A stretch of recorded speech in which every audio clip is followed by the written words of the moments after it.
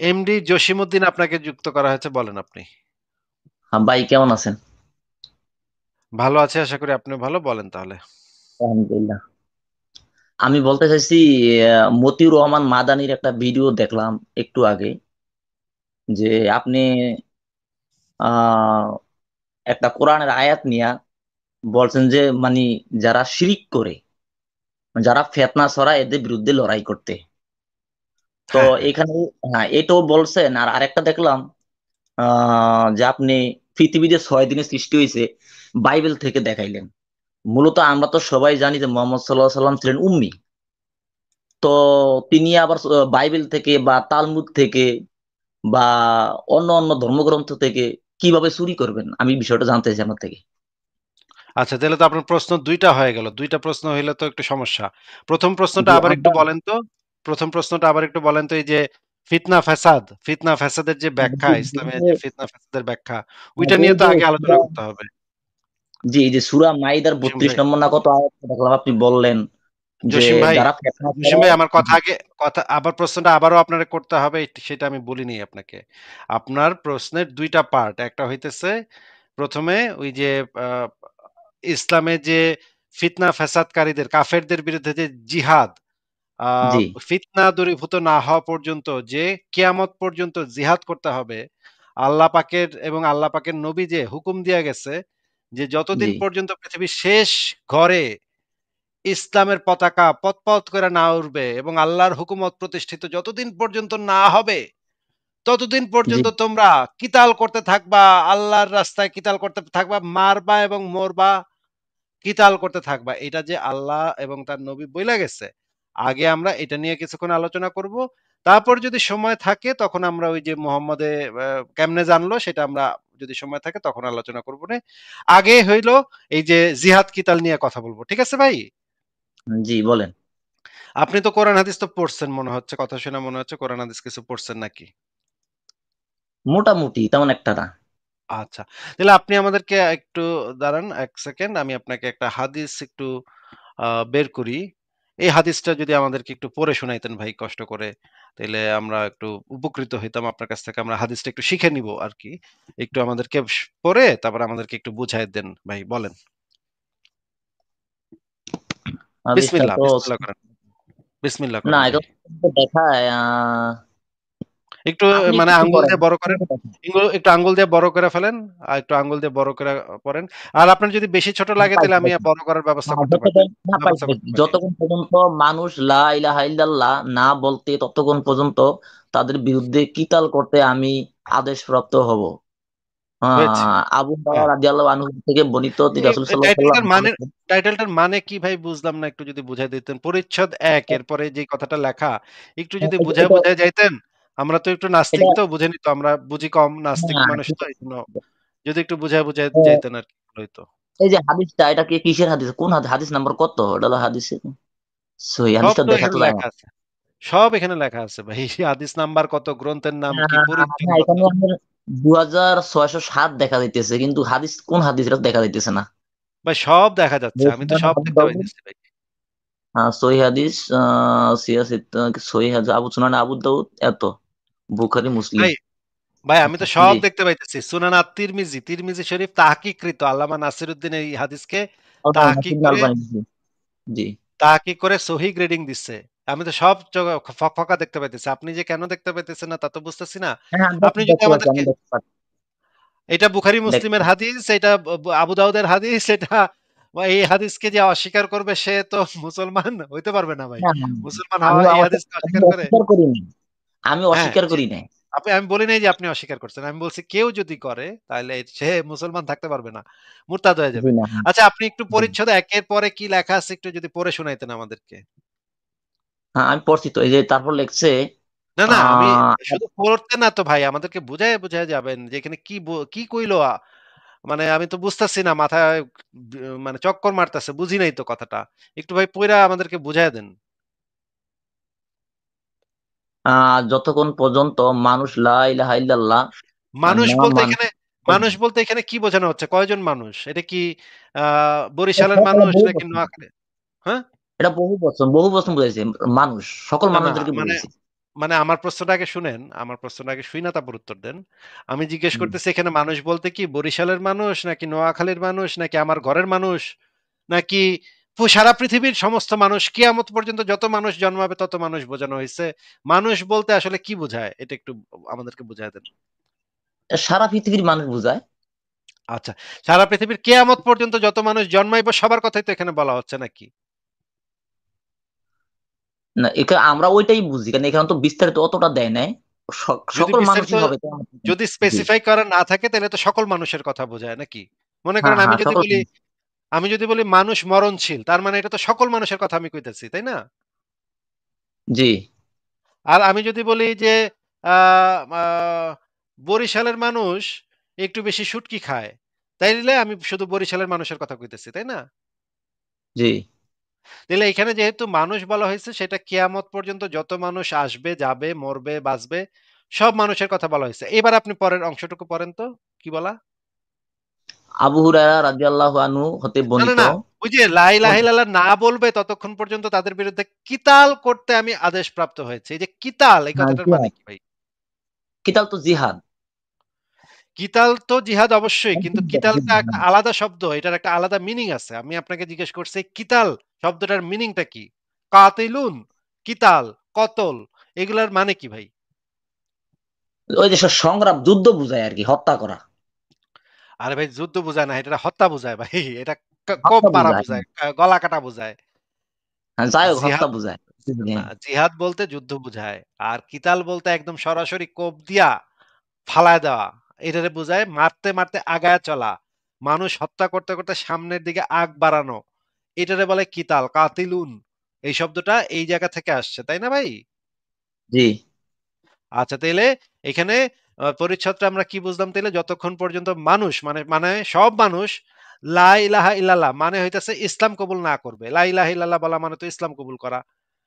আ জি। আ যতক্ষণ পর্যন্ত মানুষ ইসলাম কবুল না করবে ততক্ষণ পর্যন্ত তাদের বিরুদ্ধে কিতাল মানে কোপাকুপি করতে আমি আদেশপ্রাপ্ত হয়েছি। এটা কে আদেশপ্রাপ্ত হয়েছে সেটা একটু পরে আমরা জানতে পারবো। আচ্ছা এবার আপনি হাদিসটা পড়েন। এই হাদিসে কি বলা আছে পড়েন এবার। হ্যাঁ, এটা হলো 2607। এটা কি তিরমিজি থেকে দিছেন? তিরমিজি। তিরমিজিতে আছে আমি 2000। লাগলে আপনার বুখারী মুসলিম থেকেও বের করে দিবো না। আমার কাছে সব আছে অসুবিধা নেই। আপনি আগে এটা পড়ে লন। আবু হুরায়রা রাদিয়াল্লাহু আনহু হতে বর্ণিত, তিনি বলেন রাসূল সাল্লাল্লাহু আলাইহি সাল্লাম এর মৃত্যুর পর আবু বকর রাদিয়াল্লাহু আনহু যখন খলিফা নির্বাচিত হন, আবু বকর রাদিয়াল্লাহু আনহু যখন খলিফা নির্বাচিত হন, তখন আরবের কিছু সংখ্যক লোক কাফির হয়ে যায়। এটুক তো আপনি বুঝছেন। হ্যাঁ, হ্যাঁ বুঝছি। মাশাআল্লাহ হ্যাঁ। ভালো বুঝাইছেন। উমর বলেন ইবনু পড়েন। খাত্তাব উমর ইবনু খাত্তাব রাদিয়াল্লাহু আনহু, ইসলামের দ্বিতীয় খলিফা আর কি, আবু বকর রাদিয়াল্লাহু আনহুকে বলেছেন, আপনি এদের বিরুদ্ধে কিভাবে অস্ত্র ধারণ করবেন? অথচ রাসূল সাল্লাল্লাহু আলাইহি সাল্লাম বলেছেন, মানুষ যে পর্যন্ত না আল্লাহর তাআলার ব্যতীত আর কোনো প্রভু নেই এই কথার স্বীকৃতি দিবে, সেই পর্যন্ত আমি তাদের বিরুদ্ধে যুদ্ধ করতে আদিষ্ট হয়েছি। এটা এটা বলা লাগবে আর? পড়েন আগে পুরাটাই এই হলুদ অংশটুকু আগে শেষ করেন যে তারপর আমি জিজ্ঞেস ব্যক্তি করব তো। জি, আর যে ব্যক্তি বলল আল্লাহ ব্যতীত আর কোনো প্রভু নেই, সে আমার থেকে তার মাল ও রক্ত জীবন নিরাপদ করে নিল এবং আচ্ছা। ইসলামের এইবার অধিকার। আচ্ছা আমরা জি। বুঝলাম যে আবু বকরের সময়ের ঘটনা। আবু বকর তখন খলিফা। সেই সময়ে কিছু লোক কাফের হয়ে গেল তখন মানে ইসলাম ত্যাগ করে কাফের হয়ে গেল। তখন ওমরের সাথে যখন মিটিং করতেছিল আবু বকর তখন ওমর এই হাদিসটা তারে মনে করায় দিল যে আমাগো নবী কিন্তু এই কথা কইছিল। এরপরে আবু বকর জিহাদ শুরু করলো। নাকি ভাই? জি। জি। এরপরে এই যে কাফের মুরতাদদের বিরুদ্ধে আবু বকর একদম সামগ্রিক জিহাদ খোলা তরবারি নিয়ে সবার উপর ঝাঁপায় পড়লো। সবাইরে মেরে এলাম আজকে। হ্যাঁ? এইটা কইরা জি। সবাইরে মেরে নিল আরকি। সেটা আমরা পরে আসবো। কারে, কারে মারছিল সেটা আমরা পরে না হয় দেখব। তো এইখানে রাসূলুল্লাহর যে কথাটা, সেই কথাটা তো কথাটার মানেটা আপনি আমাদেরকে একটু বুঝায় দিবেন যে, মানুষ যে পর্যন্ত না আল্লাহ ব্যতীত কোনো প্রভু নেই এ কথার স্বীকৃতি দিবে, সে পর্যন্ত আমি তাদের বিরুদ্ধে যুদ্ধ করতে আদিষ্ট হয়েছি। আর যে ব্যক্তি বলল, আল্লাহ ব্যতীত কোনো প্রভু নেই, সে আমার থেকে তার মাল ও রক্ত মানে জীবন নিরাপদ করে নিল। এই হুকুমটা তো পরবর্তীতে মুহাম্মদের পরে আপনাদের উপরেও অ মানে অর্পিত হইছে। মুহাম্মদ মইরা যাওয়ার কারণে মুহাম্মদ আর এটা যেহেতু করতে পারবে না, সেহেতু আবু বকর সেই দায়িত্বটা নিছিল। এখন যেহেতু আবু বকর নেই, এখন সমস্ত মুসলিম উম্মার এই দায়িত্ব নাকি? জি। এই দায়িত্বটা কি ভাই, একটু খোলাসা করে আমাদেরকে বলেন তো, কি করবেন আপনারা? হ্যাঁ, এখানে আমি জানি যে আবু বকর রাদিয়াল্লাহু আনহু যখন খলিফা ছিলেন তখন কিছু কি মানুষ মুরতাদ, মানে এটা কি বলে, কাফের হয়ে গেছে। হ্যাঁ, তখন তাদের বিরুদ্ধে কথাটা বলছে, কিন্তু তারা কি মুনাফিক ছিল সম্ভবত, আমার হাদিসটা আমার জানা নাই। আরে ভাই, সেটা আহ তাদের ভিতরে কেউ কেউ জাকাত দিতে অস্বীকার করে, নামাজ পড়তো কিন্তু জাকাত দিতে অস্বীকার করছিল। কেউ কেউ একের পুরোপুরি কাফের হয়ে গেছিল, পুরোপুরি কইছিল আমরা ইসলাম মানি না, দূর, মোহাম্মদ মরে গেছে, মোহাম্মদ ছিল, মোহাম্মদ আমাকে জোর জবরদস্তি করে ধর্ম গ্রহণ করাইছে, আমরা এখন মানি না, মোহাম্মদ মরে গেছে এখন আর মানি না। আবার অনেকে কইছিল যে আমরা জাকাত দিব না, ঠিকই সবই করুম কিন্তু খালি জাকাতটা দিব না। আবার অনেকে অনেক কথা কইছিল, এই জন্য সবাইরে মেরে লাইছিল, আবু বকর সবাইরে মেরে লাইছিল। ওইটা আমার পয়েন্ট না ভাই, যেই কারণেই মারুক না কেন, এই যে মোহাম্মদ যে বিধানটা দিছিল যে যতক্ষণ পর্যন্ত মানুষ ইসলাম কবুল না করব ততক্ষণ পর্যন্ত কিতাল, ততক্ষণ পর্যন্ত তাদেরকে কতল করতে হইব, এই যে এই কথাটা, তো একটা জঙ্গির বাচ্চা জঙ্গির কথা ভাই। আপনার কাছে কি মনে না হচ্ছে না না, এই কথাটা আপনি একটা বিষয়টা জঙ্গির বাচ্চা আপনি জঙ্গির বিষয়টা কথা? না না, আপনি বিষয়টা সম্ভবত ভুল বোঝেন। এখানে কিন্তু এই হাদিসটা পরিপ্রেক্ষিতে হয়তো এই হাদিসটা তুর্ক আর অন্য কোথাও আছে, কারণ এখানে কি সম্ভবত এরা মুনাফিকের কথা বলছে। এই না, হাদিসটা তুর্ক, এখানে এখানে সম্ভবত এই রাসূলুল্লাহ কি হাদিসটা বলছে ভাই? সম্পূর্ণ না। রাসূলুল্লাহ কি বলছে সেটা একটু পড়েন তো ভাই, মানুষ বলছে নাকি মুনাফিকরা বলছে? না, এখানে মানুষ বলছে, এই হাদিসটা তুর্ক অন্য জায়গায় আছে সম্ভবত, কারণ আরে তুরুক ফুরুক যেটা তুর্কে থাকুক বুখারী না, অন্য জায়গায় থাকুক না, অন্য জায়গায় থাকলে আপনি আমাদের কাইনা দেখাইবেন যে এখানে আছে। কিন্তু এই হাদিসে রাসূলুল্লাহ তো এটা পরিষ্কার করে দিছে যে মানুষ, এখানে তো মুনাফিক বা এখানে তো স্পেসিফাই করে দেয় নাই কাউরে যে মক্কার মানুষ বা বরিশালের মানুষ, নোয়াখাইলা মানুষ, এরকম তো স্পেসিফাই করে যদি না দেয় তাহলে সেটাকে আমভাবে নিতে হয়, এটাই ইসলামের বিধান। যে যদি স্পেসিফাই না করে, যদি সীমাবদ্ধ না করে, তাহলে সেটাকে আমভাবেই নিতে হবে। মানুষ যেহেতু বলা আছে, এটা সমস্ত মানুষের ক্ষেত্রে প্রযোজ্য হবে। এবং আমরা দেখতে পাচ্ছি যে এই বিধানটা আবু বকরের আমলেও প্রযোজ্য ছিল। তার মানে মুহাম্মদ এই বিধানটাকে কখনো রহিত করে দেয়া যায় নাই। রহিত করে দেয়া গেলে আবু বকর এই বিধানটাকে ফলো করতে পারত না। তার মানে আবু বকরের সময়ে যেহেতু এই বিধানটা প্রচলিত ছিল, এই বিধানটাকে আমল করছে আবু বকর, তার মানে মুহাম্মদ এটাকে রহিত করে নাই এই বিধানটা। আর মুহাম্মদ ছাড়া ইসলামের বিধান কেউ রহিত করতে পারে না। সেটা আমি মুহাম্মদ তো জানি। মইরা গেছে। মুহাম্মদ তো মইরা গেছে। আবু বকর সেই বিধানটাকে ফলো করছে। এরপরে তো আর কারো পক্ষে এই বিধানকে রহিত করা, মানসুখ করা, আর কোন পৃথিবীর কোন বাপের বেটার পক্ষে সম্ভব না এই বিধানকে রহিত করা। তাহলে আবু বকর যদি এটা ফলো করে থাকে, ওমর যদি এটা ফলো করে থাকে, তাহলে তার মানে তো মুহাম্মদের জীবনের পরেও এটা প্রযোজ্য হইছে। প্রযোজ্য হওয়া মানে তো এটা কেয়ামত পর্যন্ত প্রযোজ্য হবে যে আপনারা কিতাল করবেন যতক্ষণ পর্যন্ত না মানুষ লা ইলাহা ইল্লাল্লাহ না বলবে, ততক্ষণ পর্যন্ত আপনারা কিতাল করতে থাকবেন। এবং কখন শুধুমাত্র তাদের জীবনটা এবং রক্ত এবং মাল নিরাপদ হবে, শুধুমাত্র যদি তারা লা ইলাহা ইল্লাল্লাহ এটা বলে, তাইলে তাদের জীবন এবং রক্তটা নিরাপদ হবে। এছাড়া তাদের জীবন এবং রক্ত অনিরাপদ, আপনাদের হাত থেকে অনিরাপদ। আপনারা যে কোনো সময় আইসা কোপ টোপ মাইরা, মানুষকে জবাই টবাই কইরা বলতে পারেন যে তোরা ইসলাম কবুল কর। আমি যদি বলি না করুম না, তখন আমারে কোপ টোপ মাইরা দিতে পারেন। আমরা তো কাফেররা বড় বিপদে আছি ভাই। আপনাদের জঙ্গির বাচ্চা জঙ্গি নবী কি কথা বইলা গেছে, এটার জন্য তো আমরা আমরা তো খুবই ভয় আছি ভাই। আপনারা যে কোনো সময় পাগলা কুত্তার মতো আপনাদের যে মুমিনরা, তারা আমাদের উপর তরবারি নিয়ে ঝাঁপায় পড়তে পারে এই হাদিসের কারণে। এই মোহাম্মদ মানে জঙ্গির বাচ্চা জঙ্গি মোহাম্মদ কি কথা একটা বইলা গেল যে মানুষ যে পর্যন্ত না আল্লাহ ব্যতীত কোনো প্রভু নেই, কথা এটা তো জোর জবরদস্তি, এটা তো আমারে হুমকি দিতেছে যে আমারে, আমি যদি ইসলাম কবুল না করি তাহলে আমার নাকি কাইটা লাইবো, আমার নাকি মাল এবং রক্ত নাকি নিরাপদ না। এটা তো ভাই আপনার জঙ্গির কথা কি বাচ্চা শেষ জঙ্গির হয়েছে? কথা। না, হ্যাঁ, আপনার কথা আপনি কি শেষ বলেন, হয়েছে? আপনি তো আপনি আমাদের কথা বলেন, হ্যাঁ বলতেই আপনি বলেন, দিচ্ছেন। হ্যাঁ বলেন বলেন। আপনি একটু আগে বলেছেন যে যারা কিছু কিছু মানুষ ও জাকাত দিতে অস্বীকার করছে, বা ওই যে জাকাত ইসলামের দিতে বিভিন্ন অস্বীকার, ভাই জাকাত দিতে অস্বীকার করছে, এটা তার ব্যাপার, এর সাথে আল্লাহ আল্লাহ বুঝবো, আল্লাহ যখন কিয়ামতের ময়দানে খাড়া হইব আপনি তখন আপনি এর সাথে আল্লাহ আপনি যদি বুঝবো। আপনি যদি বাংলাদেশের নাগরিক হন, আপনি যদি সরকারি আইন যদি না মানেন, তাহলে আপনার সরকার আপনাকে শাস্তি দিবে না? সরকার তো তাদেরকে হত্যা করতে পারে না, তো তাদেরকে যদি কোনো ট্যাক্স কেউ ফাঁকি দেয় তাহলে তাদেরকে ওয়ার্নিং দেয়া যায়, তাদেরকে নানাভাবে দেয়া যায়, কিন্তু তাদেরকে তো হত্যা করা যায় না। ট্যাক্স ভাই ফাঁকি দেয়া এটা আপনি তো কোনো, আপনি আপনি কি এটা তো বলেন মৃত্যু, যে কেউ যদি এটা তো ইসলামের এটা তো ফরজ এটা তো বিধান, মাইরা আরে ফেলার, শোনেন, এটা তো মাইরা আমি কি এটা তো বলছি, মাইরা ফেলার আমি মতো কোনো কথা বলেন, অপরাধ না। এক নম্বর কথা হচ্ছে আমি এটা কি তো বলি মাইরা আমি ফেলার বলি, মতো কোনো অপরাধ না ভাই। আমি কি বলি আপনি জাকাত দিতে শোনেন, অস্বীকার আপনি করা, তো কথা শুনেন, এই জাকাত দিতে অস্বীকার করাটা তো মাইরা ফেলার মতো অপরাধ না। আর এটা তো ওইটা তো অপরাধ, বাদই এটা তো দিলাম, ওইটা তো বাদই সে দিলাম। তো এইখানে তো সমস্ত কাফেরদের জীবন তো অনিরাপদ হয়ে গেল। এখানে তো একজন হিন্দু, একজন বৌদ্ধ, একজন খ্রিস্টান, একজন ইহুদি, এরা যদি ইসলাম কবুলটা না করে তাহলে তো আপনার নবী বলছে, আপনার জঙ্গির বাচ্চা জঙ্গি নবী বলছে তারা নাকি মেরে লাবে। ভাই আমি তো অনিরাপদ হয়ে গেছি ভাই। আপনি শুনেন, আপনি একটু ভাষাটা ভালোভাবে বলেন। না আপনার আমি আমি তো যে আমি ভাই, একটা আমার কথা শুনি। আপনার নবী আমারে ধমকি দিতেছে, আমি আপনার বাচ্চা ভালো কর নিয়ে আপনি আপনি পড়ে আপনি আমি আছেন। কি বলছি, আপনারা আমি কি আমারে বলছি, মাইরা লাবেন কইতেছেন, ওই আপনার যে এইটাই আপনার কথা নবীর বাচ্চা শুনেন, নবী, এই জঙ্গির বাচ্চা আমি জঙ্গি কিন্তু নবী শুনেন, কইতেছে আমারে মাইরা লাইবো, আর আপনি কইতেছেন আমার বাসা শুনেন, ঠিক নাই। আমি তো ভাই উত্তেজিত, আমার তো জীবন এখানে নিরাপদ না। আমি আপনার জীবন যে নিরাপদ না, আপনি তো উত্তেজিত, আমরা উত্তেজিত কোথা থেকে হলাম, আমি আরে ভাই বলি আমি আপনি তো উত্তেজিত। উত্তেজিত হমই ভাই, আশ্চর্য কথা, আমার জীবন যে এখানে অনিরাপদ, আমি যে এখানে ভয় পাইতেছি, আমি উত্তেজিত হব না?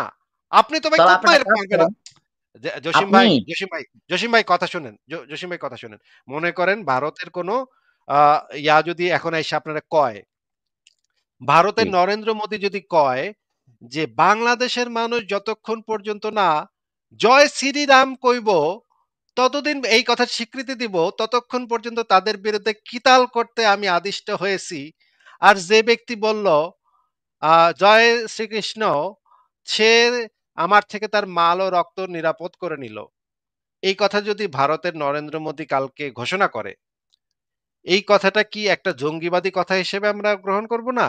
আমরা কি বলবো না যে ভাই এটা তো তার জীবন, তার ধর্ম, সে পালন করতেছে, তোর বাপের কি বেটা, তুই তোর মতো থাক, তুই তোর মতো ভারতে বয়া থাক, তুই ভারতের প্রধানমন্ত্রীগিরি কর, তুই কেন আরেক ভারতের বাংলাদেশে। সংসদের ধর্মনিরপেক্ষ ভাই, হ্যাঁ, সেই জন্য তো আমরা বেঁচে গেছি, কিন্তু মনে করেন ধর্মনিরপেক্ষ ভারতের না। সংসদ আপনাকে তো ধর্মনিরপেক্ষ, আপনি একটা ইসলামিক ভাই, শোনেন আমি কি জসিম ভাই, আপনাকে তো আমি বলি নাই যে ভারতের সংবিধান ধর্মনিরপেক্ষ না। আপনাকে আমি ধরতে বলছি। আপনাকে এটা আমরা যখন আলোচনা করি তখন বিভিন্ন, মনে করেন আপনি ছোটবেলায় স্কুলে গিয়ে শিখছেন না, বলছে না ৫ টাকা তোমারে দিলাম, মনে করো একটা কলার দাম ১ টাকা, তুমি কয়টা কলা আনতে পারবা? আপনার তো আর ৫ টাকা দেয় নেই হাতে, তাই না? টিচাররা এইভাবে একটা জিনিস শিখায় বা একটা জিনিস আমরা শিখি, এইভাবে ধইরা নিয়ে শিখি।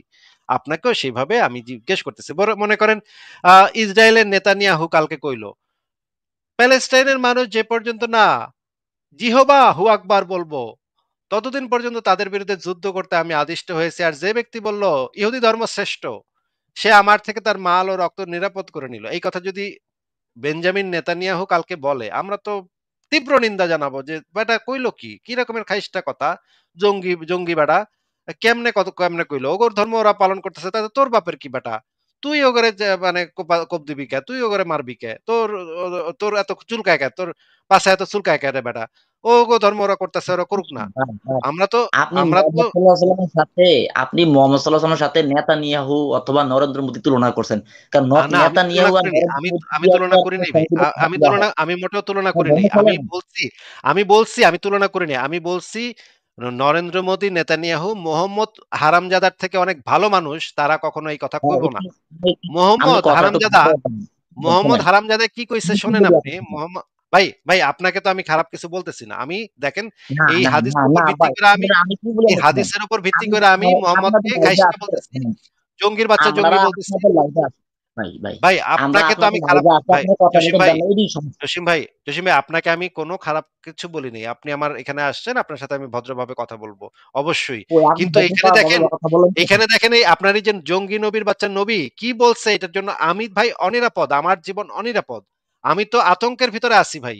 আপনি বুঝতেছেন না এখানে আমি আতঙ্কের ভিতরে আছি? আপনার জঙ্গির বাচ্চা আপনি জঙ্গি নবী কি আতঙ্কের কইছে? ভিতরে, আপনি আতঙ্কের ভিতরে নাই, আপনি আতঙ্ক ছড়াচ্ছেন। আমি কোথায় আতঙ্ক ছড়াচ্ছি? আমি তো যেটা এইটাই, বললাম যে নবী, আপনার জঙ্গির বাচ্চা জঙ্গি নবী বলছে যতক্ষণ পর্যন্ত আমি ইসলাম কবুল না করব, আল্লাহকে স্বীকার না করব, ততক্ষণ পর্যন্ত নাকি আমার বিরুদ্ধে যুদ্ধ করবে। আপনার নবীও করবে, নবীর বাচ্চা, নবীর যে পাগলা কুত্তা উম্মত আচ্ছা গুলো রাখেন, আছে সেগুলো করবে। আমি কি বলছি, আপনি এই যে কিছুক্ষণ আগে বললেন যে তিনি ওইখান থেকে চুরি করছে, ওইখান থেকে তিনি তো অশিক্ষিত ছিলেন, ভাই ওইটা নিয়ে আমরা পরে চুরি আলোচনা কিভাবে ভাই, করলেন? জসিম ভাই ওইটা সেকেন্ড পার্টের আলোচনা। আমি আপনাকে বলছি যেহেতু আমি ওইটা নিয়ে আলোচনা করব। কোন সমস্যা নাই। আপনি টেনশন নিয়েন না। মোহাম্মদ কোত্থেকে চুরি করছে আমার কাছে সব রেডি করা আছে ভাই। আপনি টেনশন লয়েন না। ওইখানে আপনি তো আরো আপনি বড় একটা বাঁশ কাজ খাইবেন। করেন ভাই, আমি ভাই, একটু জসিম একটু ভাই, কথা বলি। আপনি জসিম ভাই, অনেক বলেন, আমি জসিম একটু ভাই, বলি। জসিম ভাই জি। আপনার ধর্ম ওইখানে আরো বড় বাঁশ খাইবো। ওইটা বাইর করলে আরো বড় না, বাঁশ খাইবেন। আপনি আমি একটা কাজ এখনো তো করেন, বাঁশ ভাই আমি শোনেন তো আপনি কথা। একটা কাজ করেন, আমি শুনেন আমি আমি কি আমি বলি। তো এখনো আমি তো এখনো বড় বাঁশগুলা বাইর করি নাই ভাই। আমি একটা ছোট বাঁশ দিয়ে শুরু করছি। ভাই ছোট জানি বাঁশেই জানি, দেখি আপনার আপনার অনেক লাইভ ভাই, আমি দেখছি ভাই, আপনার অনেক ভাই লাইভ আমি কথার দেখছি। জসিম ভাই কথার মাঝখানে কথা বলেন না ভাই। প্লিজ শুনেন, কথাটা শুনেন। আপনি তো কথা আমি বলতে আপনাকে দিতে আছেন না, বলতেছি বুঝবেন। আমি আপনাকে বলছি যে আপনি আমি তো ছোট কথা বলতে বাঁশটা বাইর দিচ্ছেন না। করছি। ছোট বাঁশটা খাইয়েই আপনি মানে হতভম্ব হয়ে গেছেন। এটা কি না, হইলো, আমি হ্যাঁ? কোনো হতভম্ব আমি হইনি, তো আরো আপনি বড়, আমার বড় কথাগুলো বাঁশ নিতেছেন না। আচ্ছা, আপনি তো কথাগুলো আচ্ছা, দিতেছেন না। আচ্ছা এই হাদিসটা একটু পড়ে শোনান তো ভাই। এই হাদিসটাতে কি বলা আছে?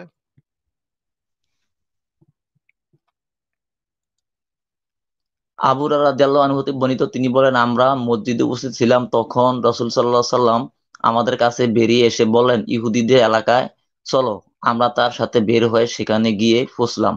রাসূলুল্লাহ সাল্লাল্লাহু আলাইহি সাল্লাম দাঁড়িয়ে তাদেরকে ডেকে বললেন, যে ইহুদি সম্প্রদায়, তোমরা ইসলাম কবুল করো, শান্তিতে থাকবে।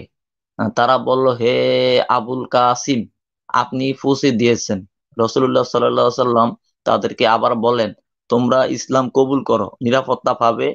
তারা বলল, হে আবুল কাসিম, আপনি পৌঁছে দিয়েছেন। রাসূলুল্লাহ সাল্লাল্লাহু আলাইহি সাল্লাম তাদেরকে বললেন, এই দাওয়াত পৌঁছে দেওয়াই আমার উদ্দেশ্য ছিল। তৃতীয়বার তিনি একই কথার পুনরাবৃত্তি করে বললেন, জেনে রাখো, এই ভূখণ্ডে মালিকানা আল্লাহ ও রাসূলের, আল্লাহ ও তার রাসূলের। আমি তোমাদের এই ভূখণ্ড থেকে বিতাড়িত করতে চাই। সুতরাং তোমরা কোনো জিনিস বিক্রি করতে সক্ষম হলে বিক্রি করো, অন্যথায় জেনে রাখো, এই ভূখণ্ডের মালিক আল্লাহ ও তার রাসূল। আচ্ছা, আচ্ছা। খুবই সুন্দর পড়ছেন। আপনি যদি ভাই এই হাদিসটা একটু আমাদেরকে বুঝায় দিতেন।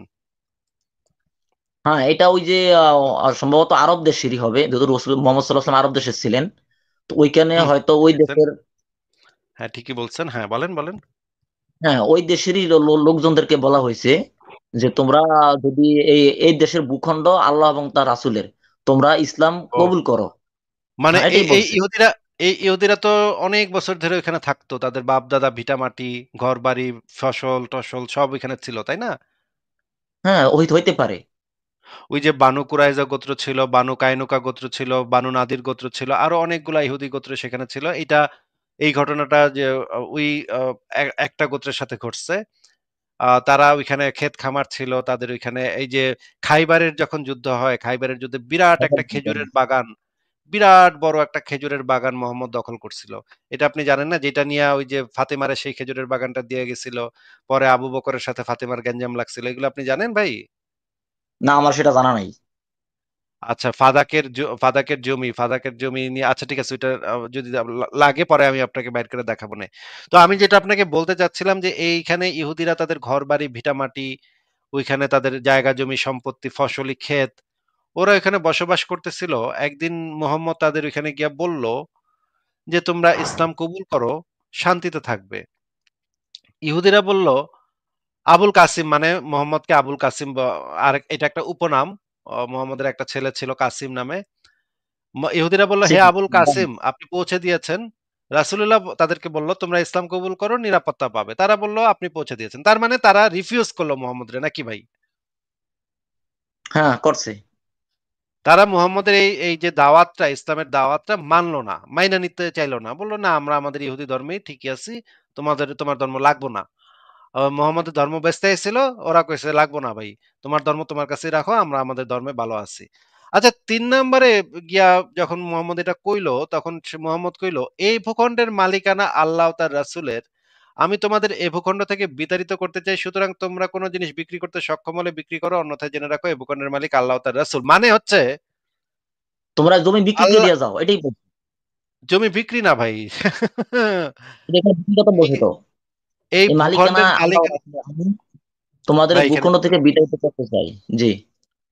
মানে যে ভূখণ্ডে শত শত বছর ধরে ইহুদিরা বসবাস করতেছে, তাদের ঘর বাড়ি, দোকানপাট, ভিটা মাটি, ফসলি ক্ষেত, বাগান, এগুলা বানায় তারা বসবাস করতেছে। হঠাৎ একদিন মোহাম্মদ আইসা তাদের কইলো, তোরা ইসলাম কবুল কর, নেইলে তোদের এই জায়গা জমি সব আমি দখল করলাম, তোরা যদি কিছু জিনিসপত্র থাকে সেগুলো বিক্রি করতে পারোস, তাহলে ছোটখাটো জিনিস যেগুলো আছে সেগুলো বিক্রি করতে পারোস। কিন্তু এই ভূখণ্ড মানে হচ্ছে এই জমিটা হইতেছে আল্লাহর রাসূলের। আল্লাহ এটা তোদেরকে এখান থেকে আমি বিতাড়িত করলাম, যা এখান থেকে ভাগ। এবং ইহুদিরা তখন কি করলো ভাই, সেখান থেকে মুহাম্মদের সেনাবাহিনী যেহেতু আছে, মুহাম্মদের যেহেতু অস্ত্র শস্ত্র আছে, ইহুদিরা সেই জায়গা থেকে তাদের জিনিসপত্র ভিটা মানে থালা বাসন নিয়া উদ্বাস্তু হয়ে গেল, তারা চলে গেল অন্য জায়গায়, নাকি ভাই? আচ্ছা, বাংলাদেশের কোন লোক যদি ষড়যন্ত্র করে সরকার বিরুদ্ধে, সরকার তো তাদেরকে হয়তো জেলখানায় ভরবে, না একটা একটা তো করবে। তারা ষড়যন্ত্র করছে এই কারণে তাদেরকে বাংলাদেশের বলছে তোমরা এখানে চলে যাও। জসিম ভাই, বাংলাদেশের কোনো মানুষ যদি ষড়যন্ত্র করে, ওই কোন মানুষটা ষড়যন্ত্র করছে সেই মানুষটাকে চিহ্নিত করে সেই মানুষটা কি ষড়যন্ত্র করছে সেটার একটা শাস্তির বিধান করতে হবে। এইটার জন্য কোনো জাতিগোষ্ঠীকে বা কোনো ধর্মীয় সম্প্রদায়কে কখনো দোষারোপ করা যায় না। কোনো একজন ব্যক্তি বিশেষের কাজের জন্য বা ৫ জন ব্যক্তির কাজের জন্য কোনো একটা সম্প্রদায়কে কখনো দায়ী করা যায় না। এটা মানবাধিকার লঙ্ঘন। মনে করেন বাংলাদেশের ৫ জন লোক সৌদি আরব গিয়ে চুরি করছে। এখন যদি সৌদি আরবের লোকে বলে যে বাংলাদেশে একটা বোমা ফেলা দে, কারণ বাংলাদেশের ৫ জন লোক এসে চুরি করছিল আমাগো দেশে। এইটা হবে অমানবিক কাজ। কারণ ওই ৫ জন লোক অপরাধ করছে। ৫ জন লোকের অপরাধের জন্য তো পুরা সম্প্রদায় দায়ী হইতে পারে না। পুরা সম্প্রদায়ের উপরে কোনো দোষ চাপানো যায় না বা পুরা সম্প্রদায়কে শাস্তি দেয়া যায় না। পুরা সম্প্রদায় যদি ওই সোরে 5 জনের সাপোর্ট করে, তখন আপনি কি করবেন? সাপোর্ট করলে সেটা সাপোর্টের জন্য তো আপনি তাদেরকে ভিটামাটি ছাড়া করতে পারেন না। সাপোর্ট তো যে কেউ যে কাউরে করতে পারে। সাপোর্ট করাটা তো ভাই, সাপোর্ট করাটা তো সেই অন্যায় না। মনে করেন একজন মানুষ আপনার একটা ঘুষি মারছে। আর আমি সেই মানুষটাকে সাপোর্ট করছি। বলছে হ, হ ঠিকই করছে। ওই ঘুষিটা আর আমি যদি তাকে সাপোর্ট করি, এই ২ টা তো সমান অপরাধ না ভাই। ঘুষি মারাটা হচ্ছে অপরাধ। আর আমি যদি কাউকে সাপোর্ট করিও বা নাও করি, সেইটা হচ্ছে আরেকটা অপরাধ। সেটার জন্য একটা লঘু ধমক দেয়া যাইতে পারে যে, "এই তুমি এটা কেন করছো?" কিন্তু এটা তো কোনো অপরাধ না ভাই। আর তাছাড়া এই সম্প্রদায়ের ভিতরে তো নারীরা ছিল, শিশুরা ছিল। শিশুরা পর্যন্ত উদ্বাস্তু হয়ে গেছে। এখানে তো প্রতিবন্ধী মানুষ ছিল, বৃদ্ধ মানুষ ছিল, কত শত না মানুষ থাকে এখানে একটা ভাই, সম্প্রদায়ের ভিতরে। ভাই ভাই আসিফ ভাই, এখানে ওই যে আমি রাহুল ভাই লাইভ গুলো দেখছি, যে এখানে মানে যারা অন্য ধর্মীয় লোক, যারা ইসলাম ধর্মের না, কাফের, তাদেরকে অনেক সুযোগ সুবিধা ইসলাম দিচ্ছে, সেই হাদিসগুলো কিন্তু ভাই আছে, হয়তো সুযোগ আমি সুবিধা জানি না, সুযোগ সুবিধা কি সেই দিছে আপনি হাদিসগুলো যদি আছে। সেটা নিয়ে কথা বলতে চান, আমি সেটা নিয়েও আপনার সাথে কথা বলবো এবং আপনাকে আমি আমি দেখায় দিব আপনার হ্যাঁ, ইসলাম ধর্ম এত নিকৃষ্ট ধর্ম, এত কুত্তার জি গুয়ের না, থেকেও নিকৃষ্ট ধর্ম। আপনি আপনি আমি আপনাকে সেটা দেখায় দিব ভাই। আপনি আমার ওই 1 মিনিট সময় আলোচনাতে দেন, যাইতে চাইলে জসিম ভাই, ওই আলোচনাতে যাইতে চাইলে আমি রাজি আছি আপনার সাথে। কেন? আপনার ওই রাহুল ফাহুল আপনাদের আলেমদের সাথেও সেটা নিয়ে আলোচনা করতে রাজি আছি। রাহুল ভাইয়ের সাথে আপনি আপনি বাস ডক্টর করবেন? জসিম ভাই, রাহুল ভাই, জসিম ভাই কথাটা একটু জি, শোনেন আগে, কথাটা একটু শোনেন আগে। আসাদুদ্দিন ভাইয়ের সাথে বেশি আরে রাহুল ভাই ভাই, কথার ভালো। মাঝখানে আবার কথা কইতেছেন আপনি। আপনার থামতে বললাম না?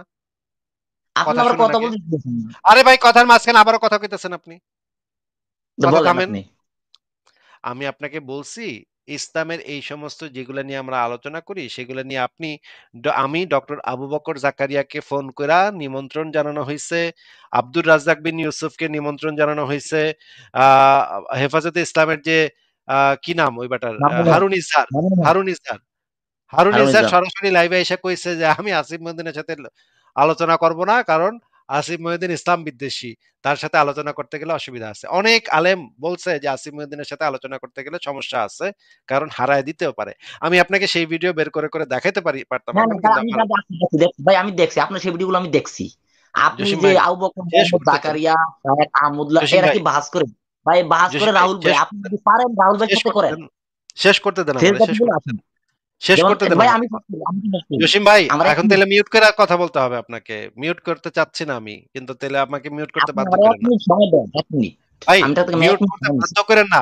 জসিম ভাই মিউট করতে বাধ্য করেন না আমারে। একটু ধৈর্য ধরেন, আমার কথাটা শেষ হোক। দেখেন আপনাদের এই যে রাহুল ফাহুল যে সমস্ত অশিক্ষিত মূর্খ আছে, যেগুলো হচ্ছে গিয়ে মানে মানে দোকানদার ছিল কয়েকদিন আগেও, ওই সিডির দোকানদার ছিল। এরা তো ভাই মিথ্যা কথা বলে। কারণ আসাদের সাথে যে লাইভটা হয়েছে সেখানে এই রাহুল বলছে যে কোথায় কোথায় সহবাস করেছে, ৯ বছর বয়সে সহবাস করেছে, মিথ্যা কথা, মিথ্যা কথা। এরকমের অনেকগুলা মিথ্যা কথা সে ওই আসাদের সাথে লাইভে বলছে, যেগুলো আমরা পরে ধরায় দিচ্ছি, ধরায় ধরায় কান্দায় দিচ্ছি। আপনাদের রাহুলকে কান্দায় দেওয়া হয়েছে। আমাদের পরের লাইফটাতে আপনাদের রাহুলকে একেবারে কান্দায় দেওয়া হয়েছে, প্রত্যেকটা মিথ্যা একদম কাট করে করে আমরা রেখে দিচ্ছি। এবং আপনাকেও এই জিনিসগুলো আমরা অনেকবার দেখাইছি, আপনি চাইলে এখনো আমরা বের করে করে দেখাবো আপনাদের রাহুল কতগুলো মিথ্যা কথা বলছে, কোরআন হাদিস নিয়ে সরাসরি মিথ্যা কথা বলছে, কোরআন নিয়ে মিথ্যা কথা বলছে, হাদিস নিয়ে মিথ্যা কথা বলছে, কোরআনের আয়াত পরিবর্তন করে বলছে। মানে সে এমনই বাটপার, সে কোরআনের আয়াত পর্যন্ত চেঞ্জ করে ফেলাইছে। তা মানে আপনি একটু একদিন যান রাহুল ভাইয়ের সাথে, দেখি আসাদ নূর ভাইয়ের সাথে দেখি, আপনি একদিন বসেন রাহুল ভাইয়ের সাথে ফেস দা পিপুলে। ভাই আমার তো দরজা সবার জন্য খোলা, কিন্তু না না, এই আপনার রাহুল আপনার যদি, লাইফে আপনি যে একজন, আরে আপনি ভাই আপনি আপনাকে কথা তাহলে বলেন 10 মিউট মিনিট করে আমার কথা, না না না না করতেছেন কেন? আমার লাইফ তো সবার জন্য খোলা। আপনার রাহুল যদি আসতে চায় তাহলে এইখানে আসতে পারে, আর যদি কোনো জায়গায় বিতর্কের আয়োজন করতে হয় তাহলে মুশফিক মিনার অথবা অন্য কোনো আলেমকে নিয়ে আসতে হবে। কারণ আমার তো একটা দলিল দেখায় সেই জিনিসটাকে ভেরিফাই করতে হবে। এই রাহুল তো মুখের উপরে মিথ্যা কথা বলে। রাহুল তো বলবে, কোথায় পেয়েছেন আপনি, সহবাস করেছে আমার নবী, 9 বছরে সহবাস করেছে, কোথায় পেয়েছেন, মিথ্যা কথা, এটা এই ধরনের বাটপারি করবে। আমার এই জন্য একজন আলেমকে দরকার। রাহুল তো আসবেই, রাহুল আসুক, অসুবিধা কি? আমার তো, আমি তো না করি নাই রাহুল, রাহুল আসুক পাহুল আসুক, আমার তো তাদের কিছু যায় আসে না। সাথে একজন আলেমকে, একজন প্রসিদ্ধ আলেমকে থাকতে হবে। আমি শুধুমাত্র রাহুলের সামনে আলেমকে জিজ্ঞেস করব, আলেম সাহেব আপনি বলেন তো সহবাসের হাদিস কি নাই? আলেম, আমি নিশ্চিত আলেম এটা অস্বীকার করতে পারবো না। রাহুল যেভাবে বাটপারি করতে পারে কোনো আলেম এইভাবে অস্বীকার করতে পারে না। আলেমদের অস্বীকার করাটা অনেক ডিফিকাল্ট, কারণ আলেমরা একটা দায়বদ্ধতা থাকে। কিন্তু আপনাদের এই রাহুলের কোনো দায়বদ্ধতা নাই, সে মুখের উপরে পটাশ করে মিথ্যা কথা বলে ফেলে, কোরআন হাদিস চেঞ্জ করে ফেলায় ভাই। এমন বাটপারের বাটপার সে, যে ইসলামে বিশ্বাসী এটাই আমি মানি না, কারণ সে কোরআন হাদিস চেঞ্জ করে ফেলায়। একজন ইসলামে বিশ্বাসী কখনো কোরআন হাদিস চেঞ্জ করে ফেলাতে পারে না মুখের উপরে। হ্যাঁ, তর্কে জেতার জন্য কেউ কোরআন হাদিস চেঞ্জ করতে পারে না, সে কোরআন হাদিস চেঞ্জ করে ফেলায়। এই জন্যই রাহুল ফাহুল যেই হোক, একজন আলেমকে সাথে রাখবেন। তাদের সাথে বিতর্ক করতে যে রাজি আছি, আমি তো রাজি না এটা তো আমি বলি নাই, আপনারা ব্যবস্থা করেন, আমি রাজি। কিন্তু একটা নিরপেক্ষ প্ল্যাটফর্মে হইতে হবে এবং একজন আলেমের উপস্থিত থাকতে হবে। যদি আলেম আপনারা না আনতে পারেন, মুশফিক মিনারকেও সেখানে উপস্থিত থাকতে হবে। সেটার ব্যবস্থা করেন, আমি রাজি আছি ভাই। আর ২ নম্বর কথা হচ্ছে এই যে আপনাকে যে হাদিসটা দেখাচ্ছি, এই হাদিসে তো পই পই করে বলা আছে। এখন আপনি রাহুল ফাহুল এগুলো নিয়ে আলোচনা শুরু করে দিচ্ছেন যেন এই হাদিস থেকে আপনি নিষ্কৃতি পান। আচ্ছা, জসিম ভাই আপনাকে যদি এখন ভারতের নরেন্দ্র মোদী যদি এই কথাটা বলে যে আহ, বাংলাদেশের মুসলমানদেরকে এই কথা বলে যে বাংলাদেশের 5 জন 50 জন লোক মনে করেন জঙ্গিবাদী কাম করছে ইন্ডিয়া গিয়া, এখন সেই জন্য ভারতের নরেন্দ্র মোদী পুরা বাঙালি সম্প্রদায়কে আক্রমণ করলো এবং বলল তোরা হিন্দু ধর্ম গ্রহণ কর, শান্তিতে থাকবি, তোরা হিন্দু ধর্ম গ্রহণ কর, নিরাপত্তা পাবি। এরপরে বলল, জেনে রাখো এ ভূখণ্ডের মালিকানা শ্রীরাম এবং তার রাসূল নরেন্দ্র মোদীর। আমি তোমাদের এ ভূখণ্ড থেকে বিতাড়িত করতে চাই। তোমরা কোনো জিনিস বিক্রি করতে সক্ষম হলে বিক্রি করো, অন্যথায় জেনে রাখো এ ভূখণ্ডের মালিক শ্রীরাম এবং নরেন্দ্র মোদী। এই কথা যদি নরেন্দ্র মোদী কালকে বাংলাদেশ আক্রমণ করে বলে, 5 জন বাংলাদেশি অপরাধীর জন্য যদি সমস্ত সম্প্রদায়কে দোষারোপ করে এবং সমস্ত সম্প্রদায়কে বলে যে তোরা তো বাংলাদেশের সাপোর্ট করছস, আমরা ফেসবুকে দেখছি তোর ওই 5টা জঙ্গিরে অনেকগুলা কমেন্ট করছস, তোরা 5টা জঙ্গিরে তোরা সাপোর্ট করছস, সেই জন্য তোদের সব সম্প্রদায় আজকে মেরালামু, তোদের সব সম্প্রদায়ের দেশে থেকে ভেগায় দিমু। তখন যদি আপনাদের ভিটামাটি থেকে বের করে দেয়, আপনাদের উদ্বাস্তু করে দেয়, তখন সেটা কি আপনাদের সাথে সেই কাজটা করাটা কি নৈতিক কাজ হবে নাকি অনৈতিক কাজ হবে? জসিম ভাই বলেন। ভাই আপনি কথা বলতে দিতেছেন না। আপনাকে যেই প্রশ্নটা করা হয়েছে এখন আপনি অন্য প্রসঙ্গ টানবেন, রাহুলের সাথে করেন, ছাগলের সাথে করেন, পাগলের সাথে লাইভ করেন, এগুলা না বইলা আপনাকে যে প্রশ্নটা করা হয়েছে সেটার উত্তর দেন শুধু। এই যে রাহুল ভাই আপনার লাইফে যে আসবে, আপনি তো রাহুল কথা নিয়া বলতে দেন, রাহুল কি বলেন? রাহুল নিয়া কথা শেষ হয়ে গেছে ভাই। আপনাকে যে হাদিসটা দেওয়া হয়েছে প্রসঙ্গ চেঞ্জ করতে চেষ্টা করেন না ভাই। আপনার রাহুল কি করছে, রাহুল হাঁকছে না মুতছে এটা জানার আমার দরকার নাই ভাই। এই সমস্ত সুনা হাগা দোকানদার, সিডির দোকানদার এগুলো নিয়ে কথা বইলা সময় নষ্ট করার মতো সময় আমার নাই ভাই। আপনার সাথে আমি কথা বলছি, আপনি আমাকে এই জিনিসটা বুঝাই দেন যে নরেন্দ্র মোদী যদি একই অজুহাতে আপনার দেশের উপরে আক্রমণ করে আপনাদেরকে বিতাড়িত করে, তখন আপনার সাথে কি কাজটা নৈতিক হবে নাকি অনৈতিক হবে বলেন। ভাই আপনি তো আমাদেরকে কথা বলতে, আপনি শুধু বক বক বক বক করতেছেন, আমাদের তো কথা বলতে দিতেছেন না। আমি তো এই যে বিষয়ে কিছু বলতে বলতে পারি চাইছি, না। এটাও তো এটা আমার উত্তরটা লাইভে তো লোক আছে। এইজন্যই চাচ্ছি, উত্তরটা তো এইজন্যই চাচ্ছি। উত্তরটা দেন অন্য কোনো কথা, রাহুল আমি ফাহুল কে বলতেছি, কি আপনি করছে। তো আমার কথা বলতে দিবেন না। আবারও কথা মিউট বলতে করে কথা বলতেছি, আবারও মিউট করে কথা বলতেছি। আপনি যতবার রাহুল ফাহুল এমুক তমুক অমুকের সাথে লাইভে যান, ওপেন দ্য স্টেজে যান, এই স্টেজে যান, ওই স্টেজে যান, ফেস দ্য পিপলে যান, এগুলা যতক্ষণ বলবেন ততক্ষণ মিউট করে কথা বলতে হবে। আপনাকে যেটা জিজ্ঞেস করছি সেইটার উত্তর দেন, তাহলে আর মিউট করা হবে না। বলেন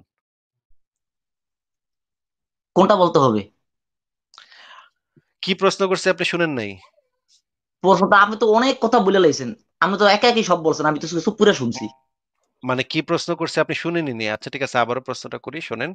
এই যে এই হাদিসে দেখা যাচ্ছে ভাই, যে মোহাম্মদ একটা ইহুদি, আপনি বলতেছেন এরা নিশ্চয়ই কেউ না কেউ কোনো একটা অপরাধ করছিল, কিন্তু কোনো একটা ব্যক্তির অপরাধের কারণে সম্প্রদায়কে অপরাধী করা যায় না, এটা মানবাধিকার লঙ্ঘন হয়। আপনি বোধহয় সেই জিনিসটা জানেন না বা বুঝেন না। আপনারা তো মাদ্রাসাতে পড়ছেন, এই জন্য আপনারা আন্তর্জাতিক মানবাধিকার আইন বা মানুষের অধিকার এই জিনিসগুলো আপনাদের মাথায় ঢুকবে না, এই জিনিসটা বুঝি আমরা। মুসলমান তো আপনারা, এই জন্য বুঝেন না। তো এইখানে যে আপনি কি জিনিসটা মাদ্রাসা বলা পড়ছেন? হচ্ছে, হ্যাঁ। ভাই আপনি কি মাদ্রাসা পড়ছেন? না, আমি মাদ্রাসায় পড়ি নাই। তাহলে আপনি মাদ্রাসা না পড়ে আপনি ওই আবু বকর জাকারিয়া, শায়েখ আহমদুল্লাহ এদের কোন বাহাসের জন্য ডাকেন? আপনি জেনারেলি ওই হ্যাঁ হ্যাঁ আলেম হয়ে বাসের আপনার জন্য সাথে বাস করবেন? বাসের জন্য ডাকি নাই, যদি তারা আমাকে ইসলামের আপনি যে ডাকছেন, আমি বিষয়গুলো এখন নিয়ে। লাইভ দেখছি ভাই কথা, যে আপনি ভাই হেদায়েত আপনি একটা হয়েছেন। প্রশ্ন করেন, প্রশ্ন করে তারপর আবার কথা বলা শুরু করে দেন। আমি যখন উত্তর দিতে নেই তখন আপনি আবার কথা বলা শুরু করে দেন। ভাই এটা কেমনে? তাহলে আমি উত্তরটা শুনবেন না আপনি? আপনাকে এই জন্য মিউট করে দিলাম। আপনি একটা প্রশ্ন করেন, প্রশ্ন কইরা আমি যেই উত্তর দিতে শুরু করি তখন আপনি আবার কথা বলা শুরু করে দেন। এটা কেমন কথা ভাই? এটা তো উচিত না। আমি তো উত্তরটা দিচ্ছিলাম। আমি কেন, আপনি জিজ্ঞেস করলেন না আমাকে যে আমি আমি কেন মাদ্রাসা পড়ি নাই, তাইলে আমি কেন আবু বকর জাকারিয়াকে মানে এদের কাছ থেকে আমার অনেক কিছু জানার আছে। কারণ হচ্ছে গিয়ে তাদের কাছে আমি প্রশ্নগুলা করতে চাই, যেই প্রশ্নগুলা নাস্তিকদের আছে সেই প্রশ্নগুলো আমরা করতে চাই। সেটা যে কোনো আলেমই হোক, তারা নিশ্চয়ই এই প্রশ্নগুলার সদুত্তর দিতে পারবে। সদুত্তর দিলে জাতির সামনে এই জিনিসটা প্রকাশ হয়ে যাবে যে নাস্তিকদের কথাবার্তা বা নাস্তিকদের যুক্তিটা ভুল, ইসলামের যুক্তিটা সঠিক, এটা তো প্রমাণ হয়ে যাবে। আমরা তাদের কাছে আমরা চাই যেন তারা আমাদেরকে ভুল প্রমাণ করে দেখ, আমাদের যুক্তিটাকে ভুল প্রমাণ করে দেখ। যাই হোক, আপনি আবারও সেই প্রসঙ্গে চলে গেছেন। আপনাকে, আপনি বারবার কথা ঘুরায়া ওই মাদ্রাসা, আবু বকর জাকারিয়া, রাহুল ওইদিকে কেন টানতেছেন আমি বুঝতেছি না ভাই। আপনাকে আবারও জিজ্ঞেস করতেছি, এই যে এই হাদিসে দেখা যাচ্ছে যে একটা পুরা সম্প্রদায়কে মোহাম্মদ ভিটা মাটি থেকে উচ্ছেদ করছে ক্ষমতার জোরে, পেশি শক্তির জোরে, ভয় ভীতি দেখায়। এখানে এখানে দেখা যাচ্ছে যে পুরা গোত্রটাকে তারা এখান থেকে বিতাড়িত করে দিছে এবং জায়গা জমি ভিটামাটি সব দখল করে নিছে। এই জিনিসটা যদি আপনার সাথে ঘটতো, ভারতের কোনো হিন্দু জেনারেল যদি সেই কাজটা, একই কাজটা আপনার সাথে করতো, আপনার কাছে কি কাজটা নৈতিক বলে মনে হইতো নাকি অনৈতিক বলে মনে হইতো? বলেন। কি বলবো, আপনি কথায় কথায় মিউট করেন। কথা আমরা কোন যে আসুক আমার লাইভে তো কথা বলতে দেন না, কি কথা শেষ বলার সুযোগ কথা? দিচ্ছি জসিম ভাই, আপনি শেষ কথায় সুযোগ কথায় তো দিচ্ছি মিউট করতেছেন। আপনাকে। আচ্ছা, আবারও মিউট করে আপনি কথা কথা বলতে বলেন। হচ্ছে। আবারও মিউট করে কথা বলতে হচ্ছে। আপনি কি প্রশ্নের উত্তরটা দিবেন নাকি দিবেন না, জাস্ট এইটা বলেন। হ্যাঁ, আনমিউট করছি, বলেন। হ্যাঁ, প্রশ্ন উত্তর দিব। তবে তাহলে দেন ভাই, তাহলে আমার দেন ভাই। অনুরোধ আমার অনুরোধ, আপনি আসাদ নূরের মতো রাহুল ভাইয়ের সাথে বাহাস করবেন। আসাদ নূর ভাই যেটা আবারও পানি রাহুল, খাইছে আবারও ওখানে ধরো খাইবে। ধরো ধরো, আর রাহুল রাহুল রাহুল রাহুল, জাকারিয়া জাকারিয়া, রাহুল ফাহুল রাহুল ফাহুল। আমি কি জিগাই আর কি উত্তর দেয়? তার একটাই উত্তর, রাহুল রাহুল রাহুল রাহুল। রাহুল কি আপনার বাপ লাগে নাকি ভাই? আপনার রুহানি পিতা? ভাই এখানে তো আপনি আমি কথা বলতেছি, এখানে আর কেউ তো এখানে আসতে পারে না। আপনাকে যে জিনিসটা জিজ্ঞেস করতেছি শেষবারের মতো সুযোগ দিচ্ছি, এরপরে যদি আর আপনি একবারও ভাই অমুকের সাথে কথা বলেন, তমুকের সাথে কথা বলেন, এটা বলেন, তাহলে আপনাকে বিদায় জানাইতে হবে। তাইলে আর আপনার সাথে যে পরের স্টেপে আরেকটা আলোচনা করব বলছিলাম সেটা আর হইল না। আপনাকে শেষ সুযোগ দিচ্ছি, বলেন আপনি।